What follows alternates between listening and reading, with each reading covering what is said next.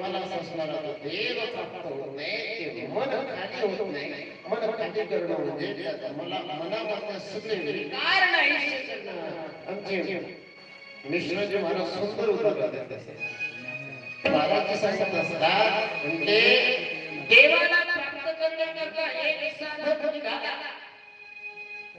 आणि निघाल्याच्या नंतर त्याने एक जणाला विचारलं, म्हणते का हो तुम्ही देव पाहिला? त्याने सांगितलं नाही, देव वगैरे काही पाहिला नाही, देव नसतोच म्हणते. आता तो नास्तिक होता आणि त्या नास्तिकाला या साधकाने विचारलं, म्हणते देव पाहिला का? त्याने सांगितलं नाही पाहिला. ते म्हणते देव असतो. नास्तिकाने सांगितलं नसतो. म्हणतो देवच नाही म्हणते. हे सगळे बसले ते सगळे निघले. देव वगैरे काही नसतं, आपण जे करतो ते कर्म करतो तेच खरं आहे. त्याने सुंदर करून सांगितलं महाराज. पण हा जो शेवटचा देव होता, हा जो भक्त होता, हा निश्चित भक्त होता महाराज. त्याने सांगितलं म्हणते किती वाटली आहे, माझा रस्ता वेगळा आहे म्हणते, तू दुसऱ्या गावचा नाही, मी दुसऱ्या गावचा. कारण मला ज्या गावाला जायचं त्याचा रस्ता तुला माहिती नाही आणि तू ज्या गावामध्ये आहे त्या गावामध्ये मला जायचं नाही. ज्या गावामध्ये म्हणजे तुझ्या मनामध्ये देव नाही, माझ्या मनामध्ये देव आहे. मला देवाकडे जायचंय आणि तुला देवाकडे जायचं. तुला करायला गेलो तर खरं सांगणार. आणि समोर जाता जाता जाता जाता एक प्रेमी त्यांनी एक प्रेमी बघितल्याच्या नंतर त्या प्रेमीला त्याने विचारलं, म्हणजे तुम्ही देव पाहिला? त्याने सांगितलं म्हणजे देव पाहिला नाही, पण देव असतो. ते म्हटले कसा? म्हटले पहा, मी ज्या व्यक्तीवरती प्रेम करतो ना, मी ज्या व्यक्तीवरती प्रेम करतो म्हणजे ती व्यक्ती मला स्वप्नामध्ये दिसते, ती व्यक्ती मला सतत दिसते, त्या व्यक्तीचं मला चिंतन राहत म्हणते.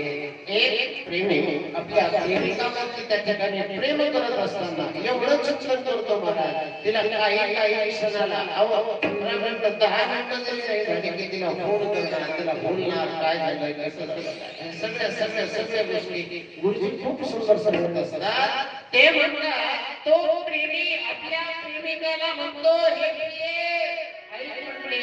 मला तुझ्याशिवाय या दुनियेत काहीच दिसत नाही. मी पाहतो ना तर मी तुला तुझ्या डोळ्यामध्ये मी सर्व जगत पाहतो.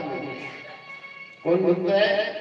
एक सामान्य प्रेमी आपल्या प्रेमिकाला म्हणतो की मी तुझ्या डोळ्यामध्ये संपूर्ण जगत जी आहे ना ती मी तुझ्या डोळ्यामध्ये पाहतो. असं म्हटल्यानंतर महाराज तिथून तो साधा बाबा होता आणि जाता जाता एक म्हैस सांभाळणारा माणूस त्याच्या म्हशी सांभाळत होता. आता म्हशी सांभाळणारा माणूस तो त्या जंगलामध्ये चाललेला, जाता जाता त्या म्हशीवाल्याची गेली म्हैस हरवलेली होती. खूप सुंदर सांगतात. त्या म्हशीवाल्याने ऐकलं की हा प्रेमी म्हणतोय तिच्या डोळ्यामध्ये मला सगळं जगत दिसतंय. त्यावेळेस तो म्हैस सांभाळणारा आला आणि त्या प्रेमिकाला म्हणू लागला, काय रे म्हणते, माझी म्हैस हरवली म्हणते, तुझ्या डोळ्यामध्ये तिच्या डोळ्यामध्ये दिसते का? कोणत्या माझ्या म्हैसच सापडला म्हणते, तिच्या डोळ्यामध्ये तुला सस्तं दिसतंय ना, तर सांग म्हणले माझी म्हैस दिसते का कशी? महाराज असं पण नसते कशा. त्या भक्ताने विचारलं म्हणते, याने याच्या डोळ्यामध्ये सगळं जगत पाहिलं आणि मी असणारा मी प्रेमी आहे, मी भगवंताचा भक्त आहे, पण मला भगवंत मंदिरात गेल्याशिवाय कुठेही दिसला नाही. मी मंदिरात गेल्याशिवाय नंतर मंदिराच्या बाहेर आलो की ते दिसत नव्हते. आणि हा प्रेमी म्हणते, अरे सामान्य जीव आहे तरी सुद्धा एवढा प्रेम करतोय. जर मी माझ्या भगवंताबद्दल एवढा प्रेम केलं ना तर तो भगवान परमात्मा काय कमी करणार आहे? त्याला प्रेम असं म्हणतात. भगवान परमात्मा म्हणतात, मला जो प्रेमाने बसतो ना, मला जो भावाने बसतो ना, त्या भक्ताचा मी काय करतो, बेडा पार करतो. त्याला असं काय आहे, त्याला कोणतंही भगवान परमात्मा म्हणतात, भाग भावही कसा आहे